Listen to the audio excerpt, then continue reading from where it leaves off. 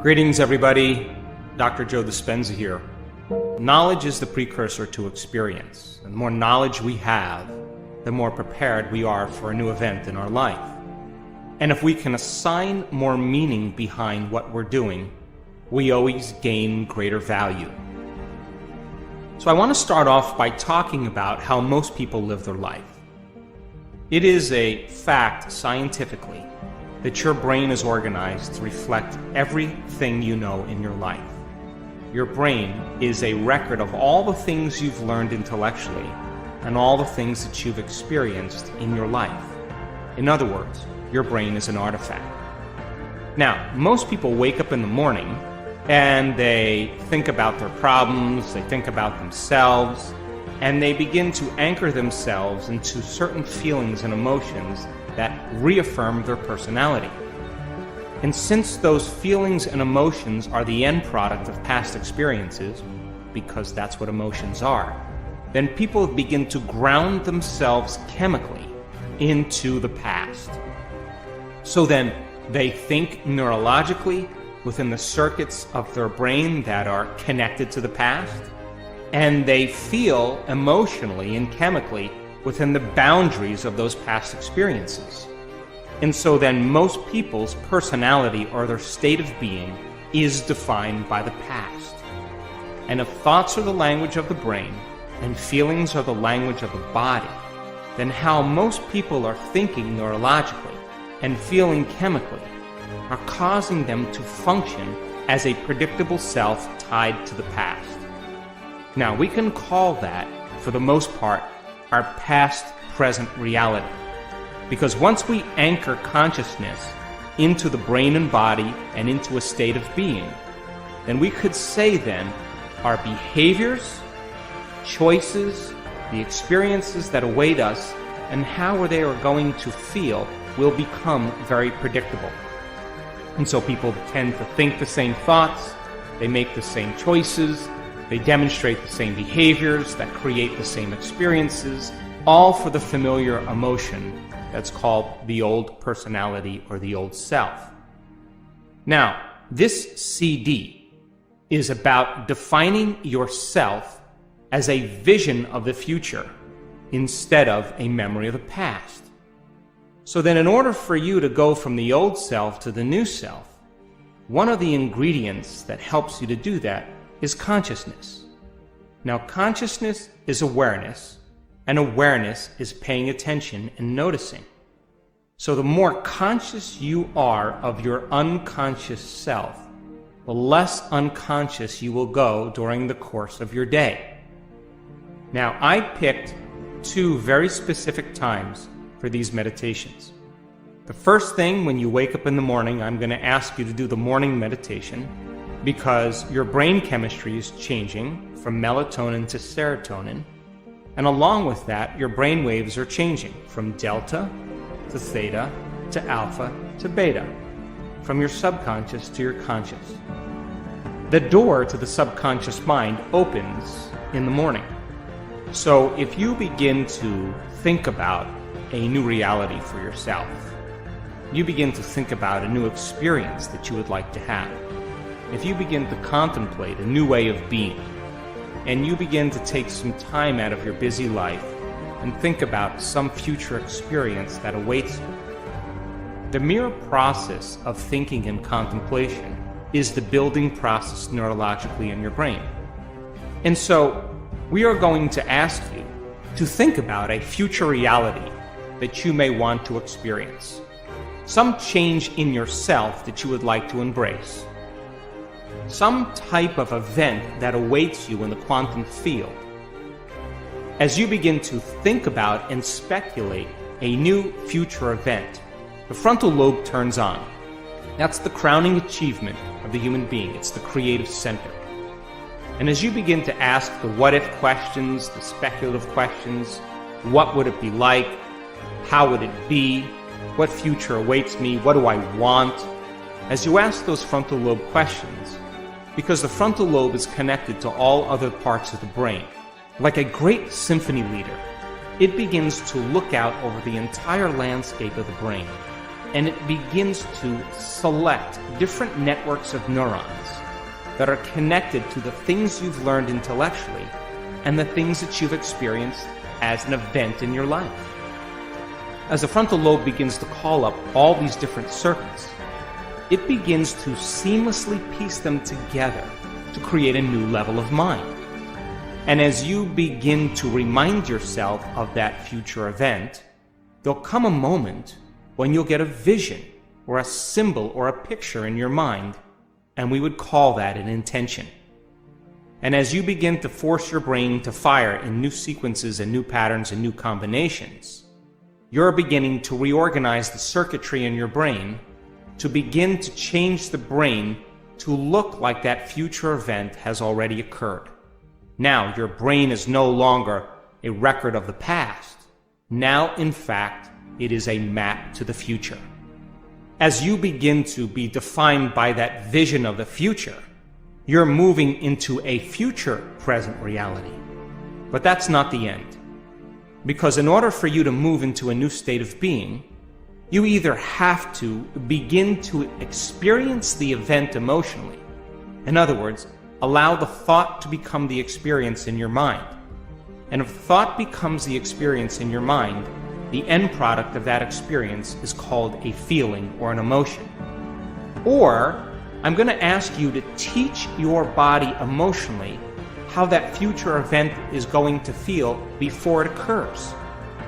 And as you begin to combine that clear intention with an elevated emotion of gratitude or joy or inspiration, of feeling unlimited, of feeling empowered, your body as the unconscious mind begins to believe and accept that it's living in that future reality in the present moment, and you're beginning to activate and signal new genes in new ways so that your body is now living in the future instead of the past. So as the body moves into a new future present reality, your biology begins to change because now you're in a new state of being. Once you're in this new state of being, I'm going to ask you to think about the choices you're going to make, to review the behaviors you're going to demonstrate during this day. One day, one lifetime. What experiences await you and how they would feel. And as you begin to mentally rehearse what that future day is going to be like, the hardware program in your brain by repetition, nerve cells that fire together, wire together, begin to change into a software program. In other words, you're able to reproduce that level of mind easier and easier each day. I'm also going to ask you from this elevated state of being to remind yourself who you no longer want to be, to become conscious of the choices you're not going to make in that day, because the hardest part about change is not making the same choices you did the day before. And the other difficulty about change is that we go unconscious. So then if you're conscious of the thoughts that you are not going to let slip by your awareness that causes you to return back to the old self, if you're aware of the choices you're not going to make in this day, if you are aware of the habits and behaviors that cause you to return back to the old personality that's connected to the old personal reality, in other words, no longer blaming or complaining or talking poorly about somebody, whatever it is, and then you think about the experiences you're going to stay away from and the emotions that bring you to a lower denominator, I'm asking you from an elevated state, because you're feeling differently, to look at the old self instead of looking at the old self from a lower denominator and a lower level. So that process of being conscious of your unconscious self, that simple process, allows you to stay aware. That process is very significant. At the end of the meditation, once you're clear of that, I'm going to ask you to remember that intention and begin to think about how you would feel if that event occurred. And as you begin to elevate your state, I'm going to ask you to broadcast that energy into the field, for whatever you broadcast into the field is your experiment, its destiny. Then we will move back into that state of being one more time, and meditation will be over, and I'm going to ask you to get up as somebody else. The second meditation is a meditation for self-correction. We will already be moving into different brain waves as nighttime comes along. Your analytical mind will slow down, your brain chemistry will change, your brain waves will change slowly from beta to alpha. And so this will be a simple meditation for you to review how you did during the day. Now, I want you to do this meditation just before you fall asleep at night. I want you to sit up in your bed or sit up next to your bed, and I want you to go through the meditation, and when you finish the meditation, it would be best if you could just lay down and fall asleep. That way, you're programming your autonomic nervous system and your subconscious mind even further into your future. And because your brain chemistry is changing, because your brain is changing in its circadian rhythm from daylight to nighttime, you'll already naturally be surrendering into this. And I'm going to ask you to review how you did. What choices did you make? When did you fall from grace? When did you go unconscious? How could you do something better if you had another opportunity?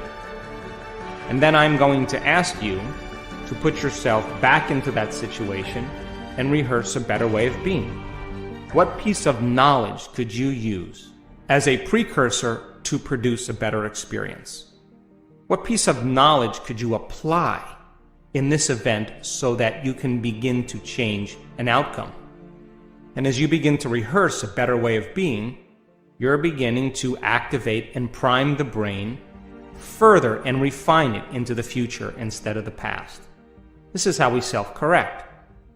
In other words, if you saw yourself giving a public lecture, and when you watched yourself doing it, you were touching your face or sticking your finger in your ear, if you observed that, I guarantee you the next time you spoke in public, you would refine your behaviors.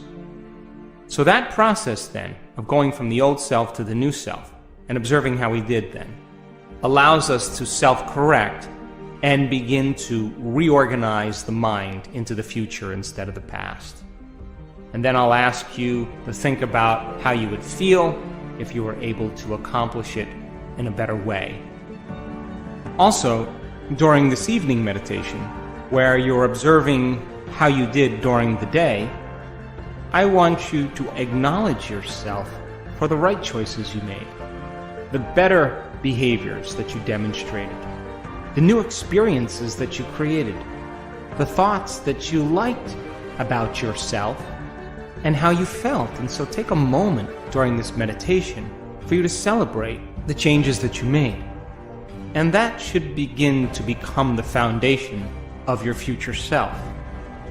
And then I'm going to ask you to surrender the whole process to a greater mind and allow your autonomic nervous system to begin to program your brain and body into a new destiny as you fall asleep. And the brain will consolidate those circuits neurologically so that your brain is now further installing the hardware into the future. And the chemicals that are released that begin to epigenetically signal new genes in new ways then allows your body to be conditioned into a new biology. The process is simple, and it's a great way for you to move from the old self to the new self. So I selected these times with the intention of you having the door open so you can begin to program your subconscious mind to work for you instead of against